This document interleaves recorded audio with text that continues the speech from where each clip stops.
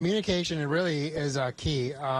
So when we first got up here, we had the voice over internet protocol telephone calls that we could pretty much make a phone call anytime we weren't working and we had KU availability. And then a few months into our stay, we started developing a video conferencing capability, and then that became more and more robust and something we were able to enjoy. So really for this last half of the mission, at least a couple times a week, I was able to do a video conference with my family, which was huge because it just helps you stay so connected to obviously talk to them, but then to see them, I think just changes the whole paradigm, and it was really pretty special to be able to do that. That's great. I just have to ask, do they love seeing you floating in zero G? Do you do backflips to entertain them? Yeah, it was really pretty cool to show them around. As you guys know, once you're up here for a little bit, you really get focused on the work, and sometimes you forget to appreciate the fact that you are floating around and that you have this amazing view down below you. And so every time I would show them around, it was pretty special because they would remind me. Also, the other thing that it kind of you lose track of is the hum of all this life support equipment, right? And it's just constant noise, but you tend to just drone it out. And when I would hear myself on the video conference, you hear that background noise, and it just reminds you that it's there. And again, just reminds you of how complex this entire station is, and what an incredible feat it is that we've been living in this thing for 23 years. Tell us about some of that work. Tell us about the science that you're doing. Yeah, it's been really pretty special. We've been really busy this past year. Some of my favorite science, obviously, as a doctor, is the biological sciences. We've done some plant experiments, grew the first tomatoes in space. We've done some genetic studies on plants, which I'm really looking forward to seeing how that turns out, because it's looking at, hey, the adaptations that plants develop in space, are they able to pass that on to subsequent generations? And so I think that'll be pretty cool science. We did the first 3D printing of human tissue up here in the biofabrication facility, and that was pretty cool to both run and see. And then the material science was also pretty special, doing some of the fiber optics development that we did up here, the electromagnetic levitation facility. The combustion chamber. I've been the one thing that you do get to do as the more time you spend up here is you get to have hands-on just about every part of the station. And so I count myself pretty blessed that almost every single experiment we've had up here I've been able to take a part in.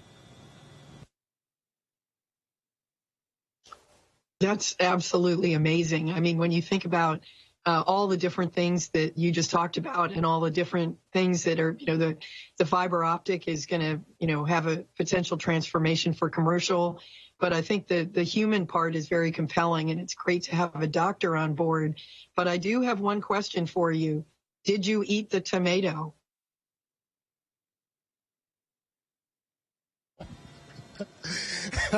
That's hilarious. I don't know who put you up for that, but I did not eat the tomato, and I wish I had at this point, because I think everybody thinks I did. And no, and it just perplexes me. I spent so many hours looking for that thing, but as you know, sometimes you lose things up here, and despite it being a relatively small size, it's amazing how you lose something and then you just never see it again. But I'm sure the desiccated tomato will show up at some point and vindicate me years in the future. Hey, Frank, tell our audience about how it ended up that you had an unexpected 6 months more.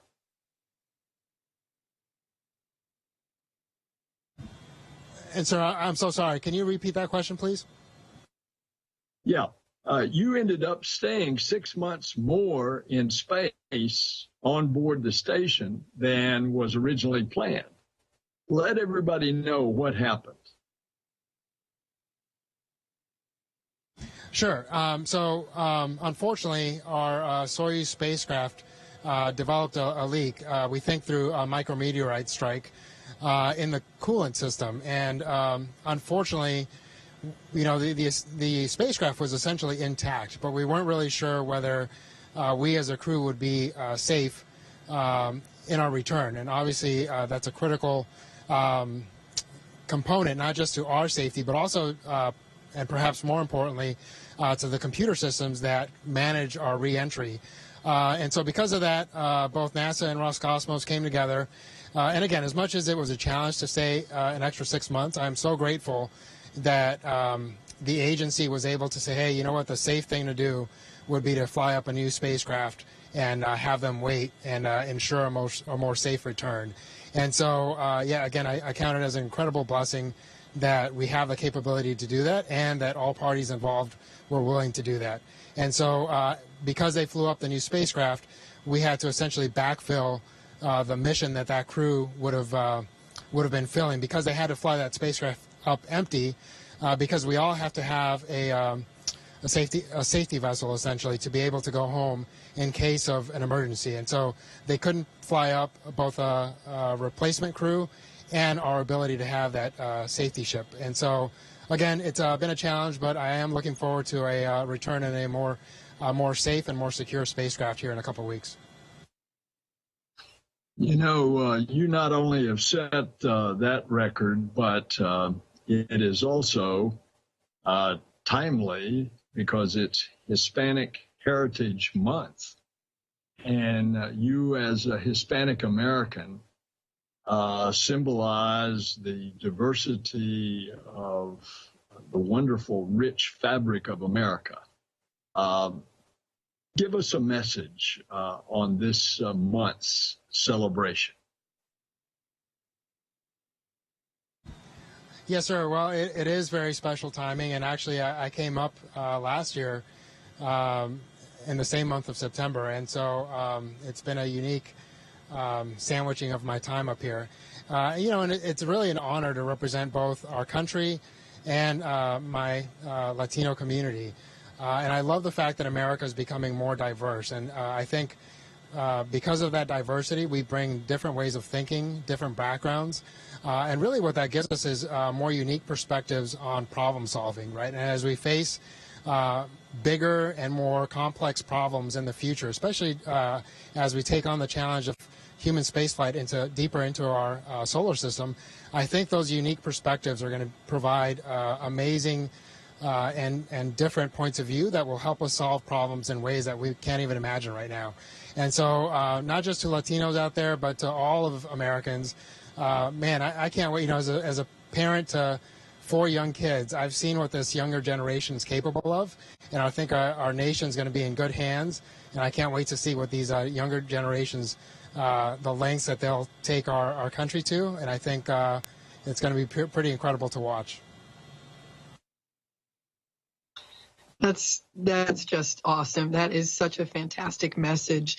I do want to go back to say that I know what a big deal it is for you and your Russian colleagues to stay for an extra period of time, but it also gives you kind of a unique perspective. I mean, the station has changed, actually, because the crews have changed. When you got up there, Crew 4 was aboard the station. You have seen crews come and go. You have welcomed them and joined with them, and then you've had to say farewell. And now it's your turn coming up. How is that different, and how is that making you feel?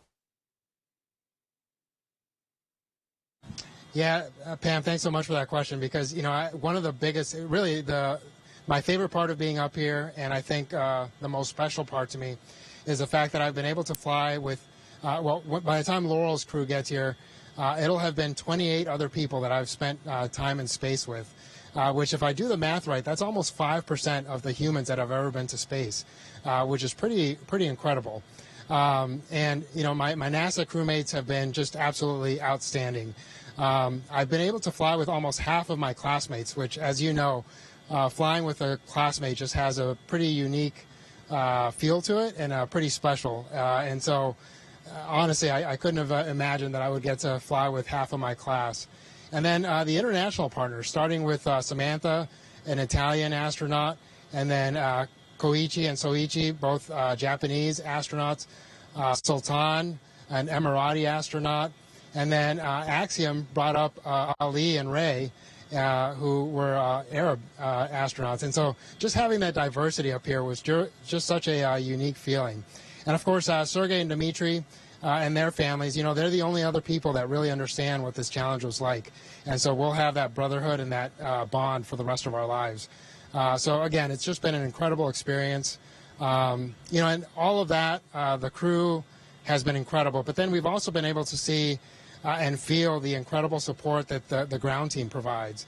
I've been able to work with some just absolutely outstanding flight directors. The flight control teams have been outstanding, and the support staff that just make sure that we have everything we and our families need to function at a high level up here. So just that whole experience of the NASA team and the international partner teams have been the most unique and the most special experience for me. Frank, how many hours a day do you work out physical training in order to keep your body functioning in that very unique microgravity environment? Yes, sir. They schedule us for about 2 hours a day. About an hour and 15 of that is on the ARID machine, which is a resistance machine, essentially what we would consider weightlifting down on Earth. And that's because obviously our bone density is one of the things that we most quickly lose up here, and that's because we're not standing, we're not walking, and that provides a lot of the impact that our bones need to maintain their health. And so that resistance training provides some of that resistance to our bones and keeps them strong. And then we also have cardiovascular workouts for about 30 to 45 minutes a day. And we can do that on either the stationary bike or on the treadmill. And so the combination of those things, I think, keep us pretty healthy. Honestly, I've tried to be pretty diligent about that because I want to be as functional as possible when I get back. I'm actually pretty excited. Again, as a doctor, I'm really excited to see how my body does when I return. I feel like I've stayed at a pretty high level up here, so it'll be interesting to see what those first couple of days feel like when I'm back on Earth.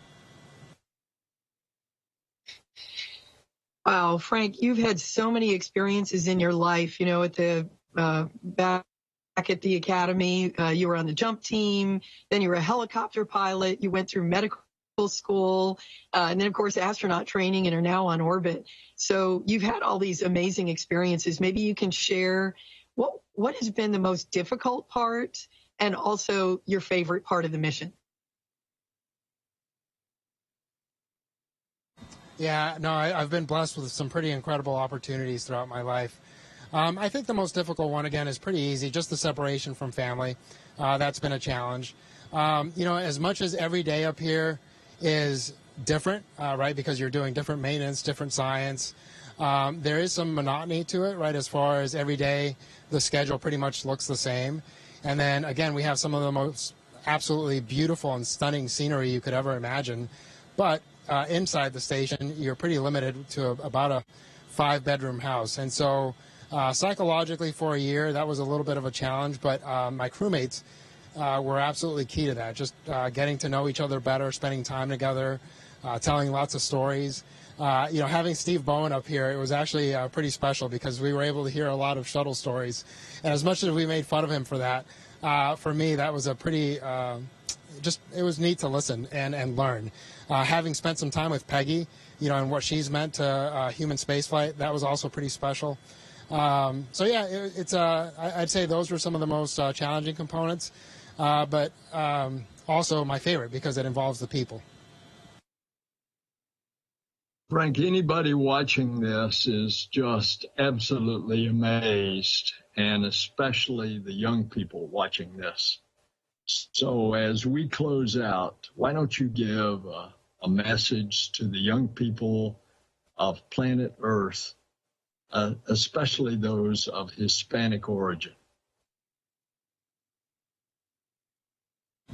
Yes, sir. Well, thanks again for that opportunity. And again, it's an honor to represent our nation, to represent NASA, and the various communities that we represent up here. And I would just say, keep working hard, have big dreams, but start acting on those dreams as soon as you can. Really, the hard work and the dedication are the key components to making those dreams come true. And as much as possible, be kind to others and surround yourselves with good team and good teammates, because ultimately there's very few things in life that we accomplish individually, and almost everything big that we accomplish as humanity requires incredible teamwork. And so try to surround yourself with good people and go out there and do great things. That's beautiful, and we thank you. Bless you, Frank. We'll see you when you come home. All right, sir. Thanks so much for your time, Pam. It was an honor to spend some time with you all, and I look forward to seeing you soon. Station, this is Houston ACR. That concludes the event. Thank you to all participants from NASA headquarters. Station, we are now resuming operational audio communications.